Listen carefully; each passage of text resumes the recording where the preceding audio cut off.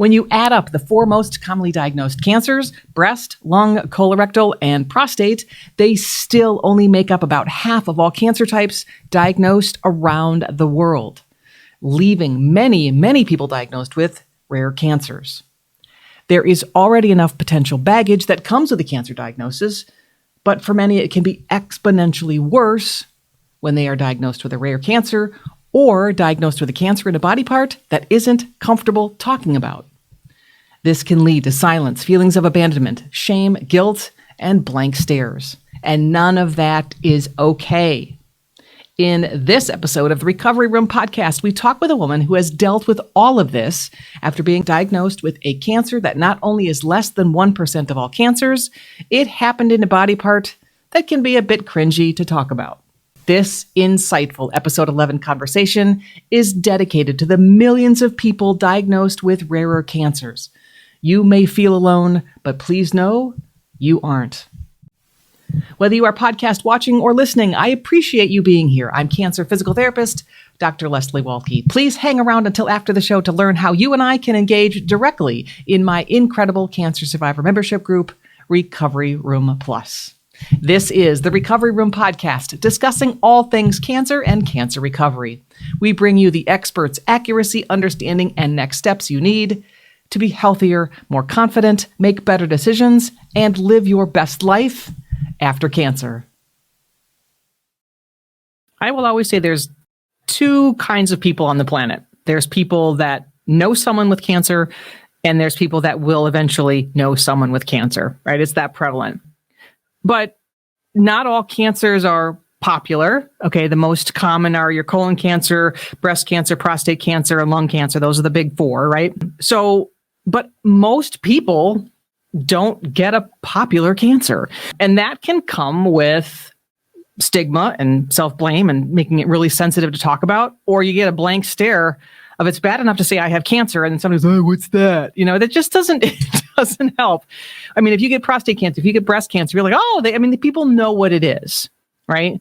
So there can be a lot of complexities about living with an unpopular cancer or a cancer of a body part that's not as comfortable to talk about. So that's why, welcome, Erin Sullivan-Wagner, to the Recovery Room podcast.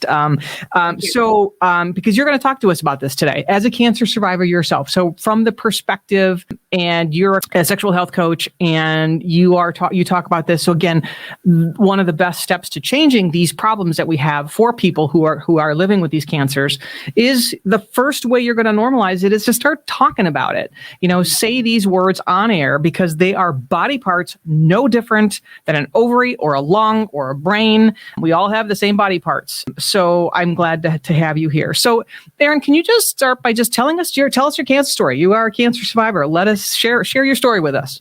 Sure. And thanks for asking. You know, nobody has really ever asked to hear the details of this. And yeah, that's another thing. You don't feel like you get to talk about it and celebrate it. There's probably no t-shirt for you, right? Right. And it is. And nobody's holding a walk for you. Right. It feels a little cringy. So when I was diagnosed with anal cancer, it was a confusing diagnosis, and it didn't start out as an anal cancer diagnosis. So I had some blood with a bowel movement, and that was odd for me. I was 49 years old. Yeah, it's very odd. Yep. And I hadn't had a history of hemorrhoids, so I knew something was wrong. So went to see a gynecologist, and soon with a colonoscopy discovered that there was a tumor inside the anal canal, just really right inside the anal canal. Yep. So not to interrupt you, but just to back up. So there's the small intestine, and then there's the colon, which is the big part. So you can get cancer in both of those places. Then the rectum is like the last few inches of the colon. So you can get a colon cancer, you can get a rectal cancer, you can get a small bowel cancer. And then the anus is the very last piece where the where stool exits the body. And that's where, if you have a tumor there, it is called anal cancer. So that's correct. There we go. Yeah. So at the time, of course, I've never heard of this, but at the time they didn't give it that diagnosis either. They said that we need you to come back. We've got some concerns. We see some GYN characteristics to the tumor. At this time, they were saying rectal. And when I went back down, had a CT scan, which was not the scan to have in retrospect, but when I did a CT scan, they could see what looked like a mass above the cervix. So they believed that the tumor was actually not the home of the tumor. Not the original location. Yeah. And so maybe this was advanced cancer. So for about 48 hours, I had life-threatening advanced cancer. Yeah. So I went back down and had every, scan. They had to do an MRI. I had to meet with just everyone, do everything they could do to either, convince them and myself that this wasn't advanced cancer or that it truly was. So throughout all of that, I met several physicians that day, and one was a colorectal surgeon. So early on in the day, I was told by a gynecologist that was an oncologist that he didn't think that my cervix was cancerous. So didn't think that was an advanced, and that chances are this is just anal cancer. And I remember hearing that and thought, yeah. And what the hell is that? Has anybody ever heard of that? I didn't even know really how to respond to it. Right. Anyway, so I saw the colorectal surgeon, who I had been warned was quirky, really compassionate, cared a lot about her patients, but hey, just be warned, she's quirky. She says stuff. She's a little off the wall. Okay. Yeah. So we waited. You need a colon surgeon, right? Right. I had heard that she was world renowned, and so that was all fine, that she was going to be a little quirky. Well, we walked in, my husband and I walked in the room, and she said, I used to see this only in gay men, and now I see it in women your age. Yeah. And this anal cancer. So I remember at that moment thinking, why do I have anal cancer? Yeah. What could this be about? Yeah, what does that mean? Are you being accused of something, or what? Yeah, that's not helpful information.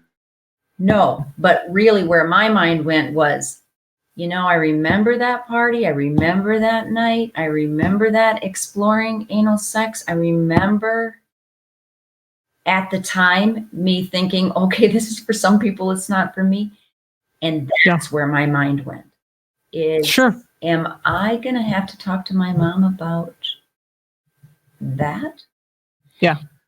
And as she talked throughout the hour, probably, I had the hardest time just concentrating on what she was saying, because I kept thinking about my mother. Yes. Yes. Oh my goodness. And you are not alone. This is totally normal to feel like, wow, and your brain is off over here. Why you got a cancer doctor talking about it saving your life, but you're like, I'm not worried about that right now. We're not talking to my mom. Right. Yeah. Right. Or your children or whatever. Yes. Cancer. Anyway, she said, don't worry about it, honey. They're going to give you a dildo down in radiation. You'll be all fine. Oh my God. And I mean, those are all important things, valid things to talk about, but that's not what you throw at somebody when they walk in the door. I mean, you can, and she obviously warned you, but boy, there are better ways to communicate than just because you're communicating doesn't mean you can do it better or at a more appropriate time. So on behalf of all healthcare, I will apologize for that, because that's not okay. I mean, you're already in a stressful situation that ramped up your stress inappropriately, and that's not helpful as a healthcare provider. My job is to decrease your stress, increase your understanding, and then give you a pathway to walk that allows you to make the best decisions. And that didn't do that for you. So that day, that early, that early diagnosis, that confusion and pain that really just goes along with the diagnosis. Yeah. It was difficult for me to even know how to voice, how to ask a question. Yes. Yes. My concern was my concern was my mother, which feels a little displaced too. But I was afraid I was going to have to talk about anal sex that I had with years ago. I was afraid I was going to have to do just exactly what I am doing right now, justifying why I have anal cancer. So does it have anything to do with anal sex at that point? Because gay men have it. I thought, of course, that's what it has. the concern, the fear, the kind of stigma was all just right there. And I didn't know how to ask a question about, so what does this mean? Is that because of that experience? What would have been helpful is if she had said, this is an HPV cancer, which is typical, is really high, a high percentage in the gay male population too. And, has to do with cervical cancer too. Had she given me anything that would have let me hang my hat on some normalcy to it instead of this, this is so odd that this older woman is getting a disease that gay men have. Yeah.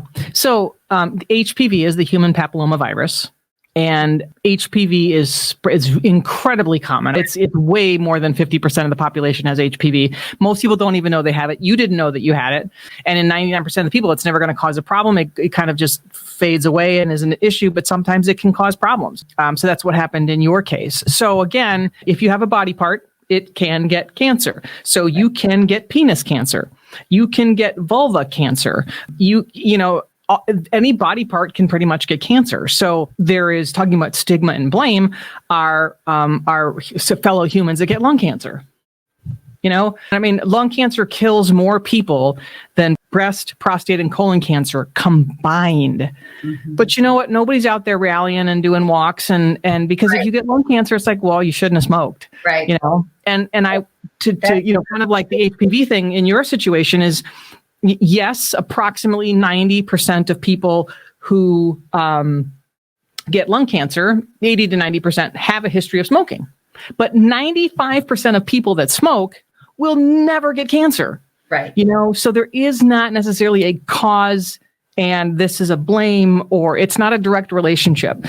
So we've got to be comfortable using words that are not in the lexicon, and maybe it's not going to come up in happy hour conversation, but when you are talking about health and cancer and body parts and medicine, you got to be able to say these words, right? It would have been kind of nice for her to have said dilator tool instead of dildo.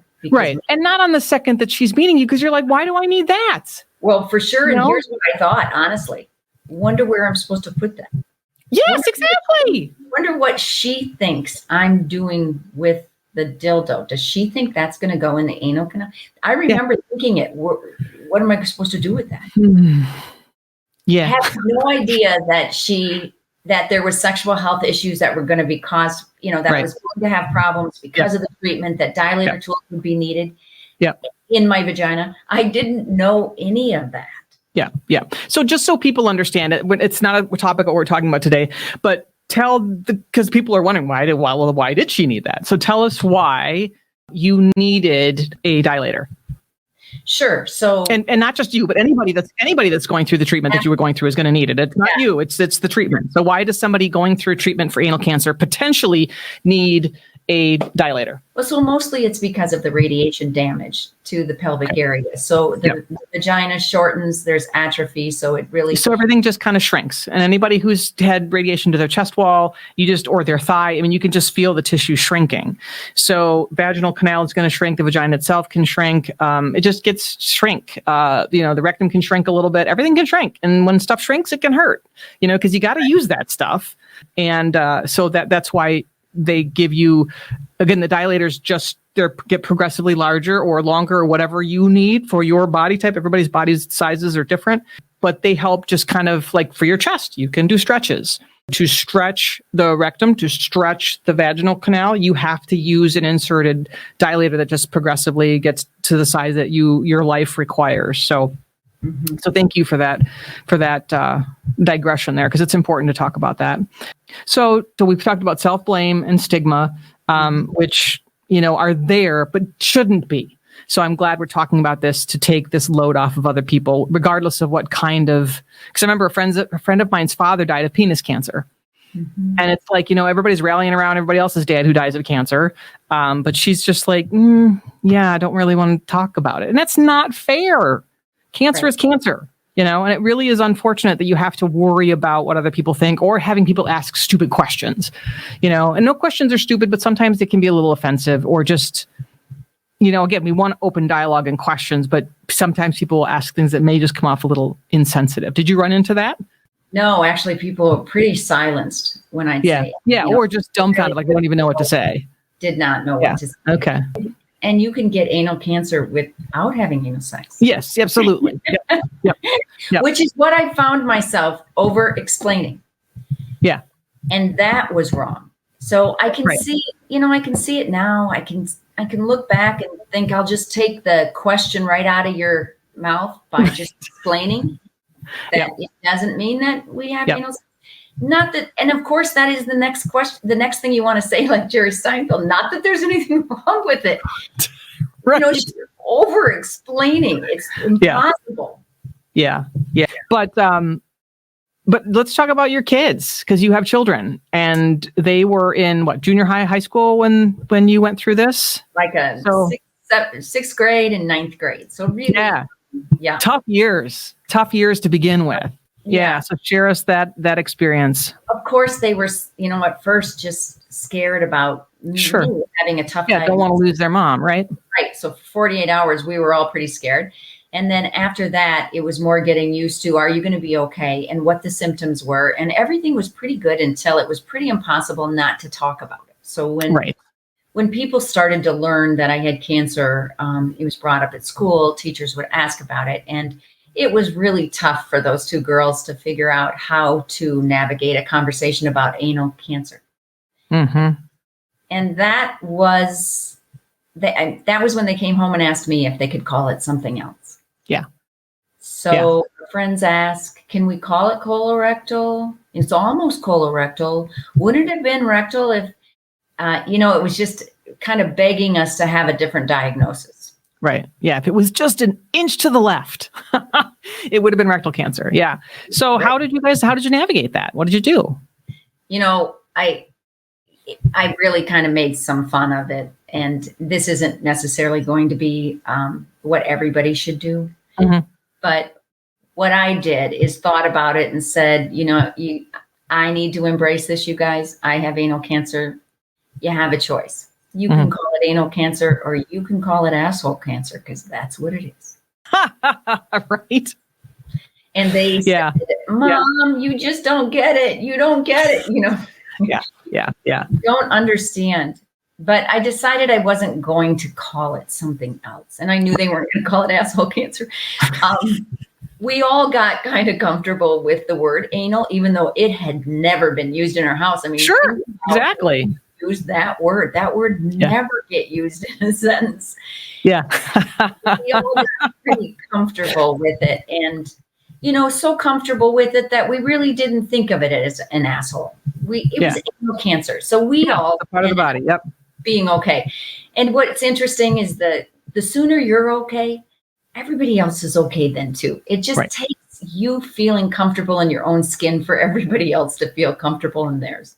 Yeah. And I think it takes people a different amount of time to get there, and a different amount of saying it out loud to get comfortable. But if you never say it out loud, you're not going to get comfortable. And people absolutely will read your discomfort level. But if you normalize something, people are like, oh, okay, I guess I didn't know about that. It's pretty normal to have that. And so people are going to take your lead for sure. And then again, we want people to ask questions. We want people to be fair. So open conversation. And, until we can get stuff more normalized, again, this is just not that it's not talked about, but it's just not very common either. And that's another issue, because back in the 70s and even into the 80s, but in the 40s, 50s and 60s, if you got breast cancer, you did not talk about it. Right. You were not allowed. And again, that was normal, and it was not normal. You don't say the word breast in public. You don't talk about your breast. You don't touch your breast, and you get cancer there. Right. So it really wasn't until, the early 90s when women started saying, this is not okay. I have breast, I have cancer. I had surgery. This is what it looks like. And we are going to normalize this conversation. And now kind of falling into that is men with breast cancer, because again, they have so much stigma, and they get a lot of dumb looks like, how'd you get that? That doesn't happen. What happened to you? What'd you do wrong? It's just so. We did them a favor by calling it the chest wall. Yeah. Right. Yeah, so chest wall cancer. It's like, well, no, it's breast cancer.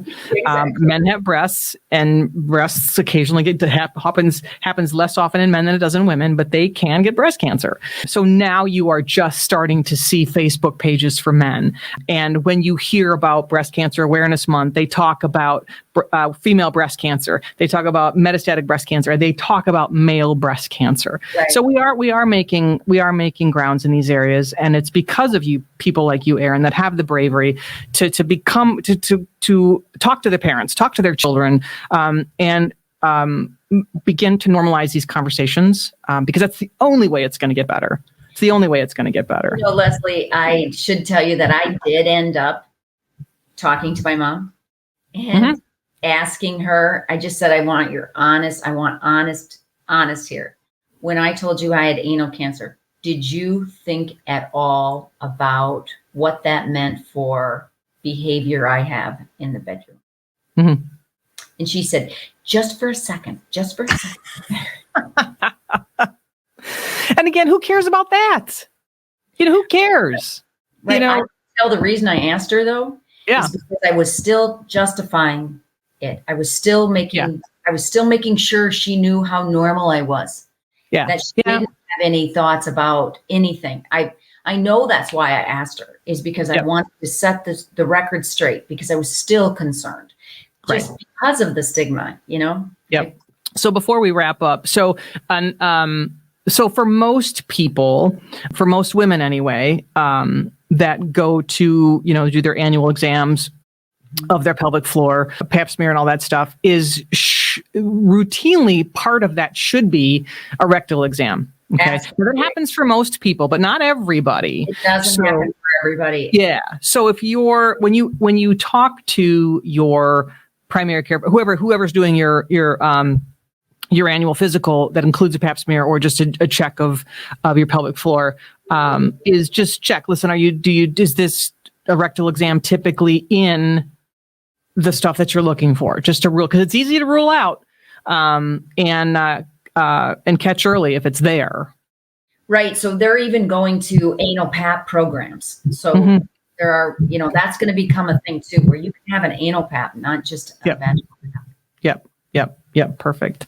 So Erin, we often, when we talk to cancer survivors, wrap up our show with the question: if you had the opportunity to write a letter to cancer, what would your first few sentences be? There is so much emotion around a cancer journey that it's hard to not be emotional about that. It was literally such a pain in my ass. Here you go. That's good. But I wouldn't trade it for all it taught me. And I didn't appreciate it then.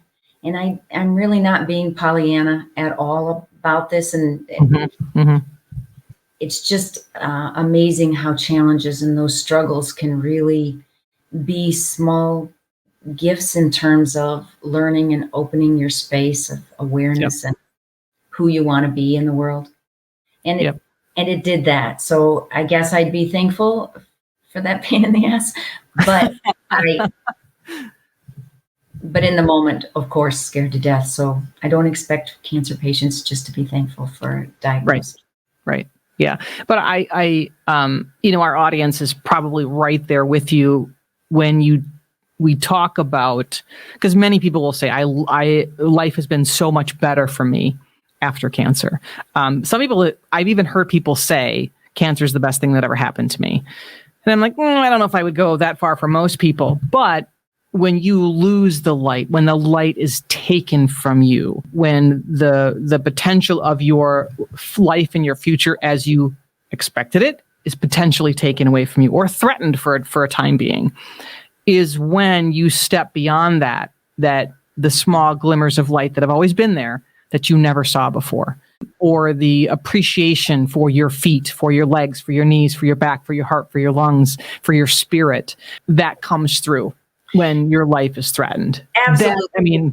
Absolutely. Sure. That's true, Leslie. I think it's easy for me, and it's easy for cancer survivors who had survivable cancer, to make these comments that maybe to some people seem a little flippant, because metastatic breast cancer, nobody's on the other side of that saying, I'm so thankful for cancer diagnosis. So I guess I just want to be clear that I knew, I felt like I had cancer with a small c because it was stage 1 and it was anal cancer, and it's survivable cancer, and more than 90% of people do. So I can look back and be thankful for the experience that it opened up my life to have. But I don't necessarily think that everybody should be able to do that by any means. Yep. And that's why I love asking that question to everybody, because everybody's answer is so different, because cancer affects people differently. And again, cancers are so different. Again, not a positive attitude doesn't cure cancer.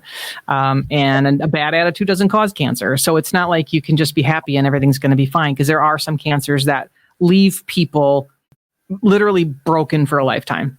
Hopefully not emotionally and spiritually, but physically for sure. There are scars that just don't heal, and pains that just don't go away, and symptoms that can last for years or decades. So that is a wonderful point. Well taken. Well, Erin, thank you so much for taking time to be on the show with us today. And I really appreciate, and again, I don't know your bravery, but that's really kind of what this is, because a lot of people wouldn't sit here and talk so openly about this. But again, it's people like you and conversations like this that will take what anal cancer is now, what penis cancer is, what vulva cancer is now, like breast cancer was back in the 1950s. We don't want people suffering in silence. Suffering is horrible. Let's not make people do it in silence. Well, thanks for bringing the topic up and wanting me to talk about it. Yeah. So for those of you folks watching, let us know in the comments section, are you living with a cancer that you feel stigmatizes you, or that you feel like you don't get the popular parades and stuff? Because your experiences matter, and your opinions matter, and your life matters. So let us know your thoughts in the comments section below. And thank you again for tuning into the Recovery Room podcast. We'll talk soon. Thanks, Erin. And thanks everybody for watching. Bye. Bye-bye. Before we get to the recap, if you found episode 11 interesting, helpful, or insightful, please share it and all the wonderful free resources of the Recovery Room with your support groups, family, friends, and medical teams. And if you haven't already, please also hit the subscribe and follow buttons. I also have an incredible cancer survivor community membership group called Recovery Room Plus. I would love you to consider joining. In Recovery Room Plus, you get direct interaction with me, in-depth cancer recovery info and experts, and really cool live events like yoga, book discussions, cooking demos, member meets, and much more. I would love to connect with you. You can learn more at recoveryroompplus.com. The link is in the show notes. Thank you for tuning in. If this conversation struck a chord for you, please leave your thoughts and stories in the comments, and/or leave us a message on the Recovery Room podcast voicemail at 1-414-373-0700. Everyone diagnosed with cancer deserves to feel supported, heard, and appreciated. So let's continue the conversation about rare cancers and cancers diagnosed in non-typical body parts, so we can normalize the language and help end the stigma and the self-blamed. Everyone diagnosed with cancer should get a t-shirt, and you deserve to be celebrated. I'm your host, cancer physical therapist, Dr. Leslie Walke, signing out from the Recovery Room podcast. Let's talk again soon.